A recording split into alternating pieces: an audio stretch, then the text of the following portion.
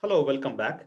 In the previous segment, we talked about generating a uniform random element from a general group G. Okay. In this segment, I will instantiate the algorithm for a particular group Z star N, the group that we talked about also in the previous videos. Okay. So what is the purpose of this program? The purpose of this program is to randomly select an element from the group Z star N. Okay. So the algorithm is as follows. We would need two parameters. One is the group name, so to speak, Z star N, and T is the number of attempts you would like to try to before you give up. Okay, that's basically the idea of the T. Okay, so we use the Python random number generation API in this case. If you don't like this API, you can use other secure APIs. Okay, that's not the main focus of this particular segment. I'm getting a random number generator. Okay, and then what I'm doing is in each iteration of my for loop, I try to extract one random element and to check whether the random element is part of the group. Okay, what is the definition of the group Z star N? In order for an element to be in Z star N, GCD of A comma N must be 1. If it is, then you found an element that is in the group. Okay, if not, you continue until all the T atoms have been exhausted. In the end, you give up and say, I couldn't find a group element. Okay, that's basically the algorithm instantiated for C star N. Okay, so from the caller side, they have to decide these two arguments, of course, N and T. Okay, so but N is clear. N can be 1024-bit number or 2048-bit number, whatnot. But what about T? Okay, in the previous segment, we defined T more precisely using some mathematical notations. So we will quickly use that in this segment, and I will show to you the value of T for the context of Z star N that makes sense. Okay. So what is this T? This T is nothing but K times N. Okay. N is some kind of a security parameter. I will explain it in a moment. And what about K? K we defined as 2 power L. Okay. L means the number of bits needed to represent one group element. Okay, divided by the number of elements in the group. Okay, which is nothing but 2 power L by how many elements are in group Z star N? Pi of n elements, right? Okay, so we have pi of n here. Okay, pi of n elements. Let's rewrite this as follows. Let's introduce our 2 power L by capital N times n by pi of n. Okay, so now we can do some basic math now. Let us assume n is made of only two composite numbers. That's the scenario that we deal with often in cryptography, and two distinct prime numbers of same length. Okay, then we can show two things very quickly. We can show that this ratio is bounded by number 2. Okay, I will show it to you in a moment. Okay, and what about this one? 2 power L by n.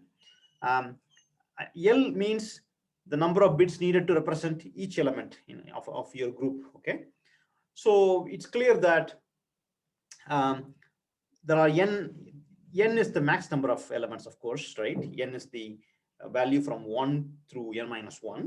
Okay, this denominator n is the max number of elements. Okay, so that means, can we argue that now I'm only focusing on this part? Okay, I'm going to consider this part. What can you say about 2 power L by n? Okay, is less than or equal to 2 power L by 2 power L minus 1. Okay, which means this is nothing but just cancelling out 2 power L. So we'll be left with 2. Okay, so this factor is bounded by number 2. So we found out this particular fraction is bounded by 2. Now I have to show to you that n by pi of n is actually bounded by 2 as well. So how do I do that? So the way I'm going to show to you is this as follows. So this portion we have done. This portion is bounded by 2. Okay, so I showed you this is less than or equal to 2, and I wanted to show to you that this is also less than or equal to 2 in a moment. So n is basically p times q. Therefore n over pi of n is nothing but, pi is the Euler's torsion function we talked about also earlier. This is nothing but p times q divided by p minus 1 times q minus 1.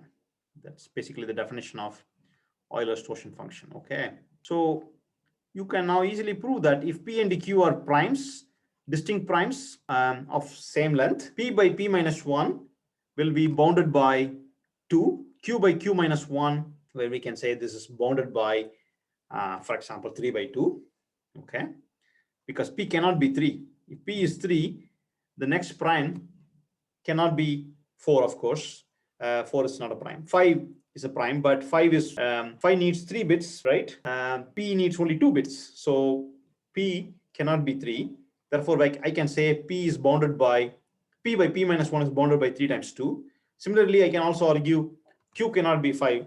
Therefore, I can say this is also bounded by 5 by 4. Okay, so 3 by 2 times 5 by 4 is clearly bounded by 2. That's exactly what I have to. So with all these maths details, what I'm concluding is that the K value is basically bounded by 4. That's what I have shown to you. Okay, which means K is actually a very, very small number for Z star n scenario. So now we have solved this problem as follows. So we can say T is equal to 4 times n. Okay. And let's say now we talk about small n. We never talked about small n so far. Okay, what about the value of n the caller has to feed in? Let's assume I wanted to allow probability of failure to at most say whatever. Say for example n the probability of failure to be bounded by 80-bit security, okay, or 128-bit security. I don't know. So let's say 128-bit security. Okay, so I can feed this program random group element by calling n whatever n value I want to try, and put t to be 4 times n, where what is small n? Small n can be, for example,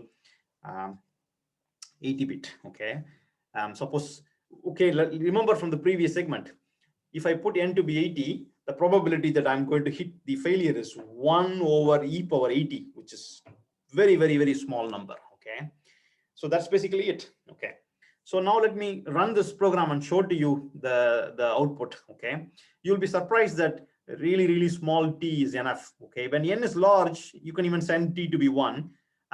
Just only one attempt, you will find a group element. Okay, some n. Okay, let me take an n from RSA. For example, I'll take one of the RSA numbers published online, just a small number to get an idea for you. Just take this composite number and try to find a group element in Z star n. Okay, all right, and I'm going to just pass my t to be remember I said t is k times n, and we proved k is less than or equal to 4, so we can do 4 times, let's say, 80-bit security. Okay, so we right away get a random group element very quickly. Okay, to convince yourself this is correct, maybe you can select small groups. Okay, let's consider really small groups, like for example 77. Okay, Z star 77. Okay, let's do a random group element. Okay,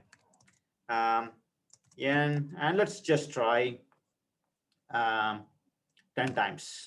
Okay, you got an element 34, and 34 is a group element because it's relatively prime to 77. Okay, so as you can see here, it's very easy to find a random group element in polynomial time. That's basically what I wanted to show to you. Thank you very much.